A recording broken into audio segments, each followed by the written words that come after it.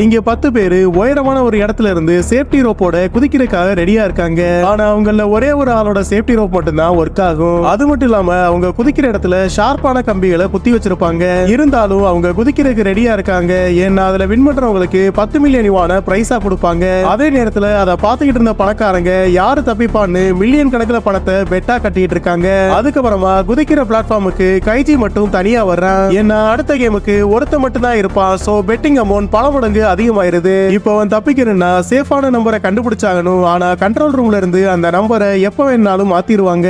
பார்த்தா கைஜி அதுக்கு ரெடியா தான் வந்திருப்பான். அவன் ஃப்ரெண்ட் ஒருத்தன் கண்ட்ரோல் ரூமுக்கு போற பவரை கட் பண்ணிடுறான். சோ சேஃபான நம்பரா ப்ரீவியஸ் கேம்ல வின் பண்ண 9ஆம் நம்பரே இருந்துருது. அதே நேரத்துல கைஜியோட இன்னொரு ஃப்ரெண்டு பணக்காரங்க தூக்கி போட்ட பெட்டிங் டிக்கெட்ஸை பார்த்துக்கிட்டு இருக்கா. ஏன்னா அவங்க எந்த நம்பரை கீழே போட்டுக்க மாட்டாங்களோ அந்த நம்பர் தான் ப்ரீவியஸ் கேம்ல வின் பண்ணிருக்கும். ஆனா அவ கண்டுபிடிக்கிற அதே நேரத்துல கேம் நடத்துறவங்க அவளை பாத்துறாங்க. சோ அவ வேகமா கைஜி கிட்ட அந்த நம்பரை சொல்றதுக்கு ட்ரை பண்றா. ஆனா அதுக்குள்ளேயே செக்யூரிட்டி கார்ட்ஸ் அவளை ஸ்டாப் பண்ணிடுறாங்க. அதே நேரத்துல மேல இருந்து பார்த்த கைஜிக்கு அது 9ஆ 10ஆன்னு கன்ஃபியூஸா இருக்கு. அவன் 10 சூஸ் பண்ணிடுறான். அவன் செலக்ட் பண்ணதுமே கேமோட ஹோஸ்டும் நம்பரை மாத்த தேவையில்லைன்னு ரிலாக்ஸ் ஆயிடுறான். அப்ப கைஜியோட ஃப்ரெண்டு கடைசி நேரத்துல அவங்க ஆல்ரெடி பேசி வச்ச ஹேண்ட் சிக்னலை காட்ட அவனுக்கு எந்த நம்பர்னு தெரிஞ்சிருது. உடனே அவன் 9ஆம் நம்பருக்கு சேஞ்ச் ஆகிற ஹோஸ்டுக்கும் நம்பரை மாத்திரக்கு டைம் இருக்காது. அப்ப எதிர்பார்த்த மாதிரியே அந்த கயிறு கட் ஆகாது. சோ கடைசியா அவன் அந்த பிரைஸ் மணியை வின் பண்ணிடுறான்.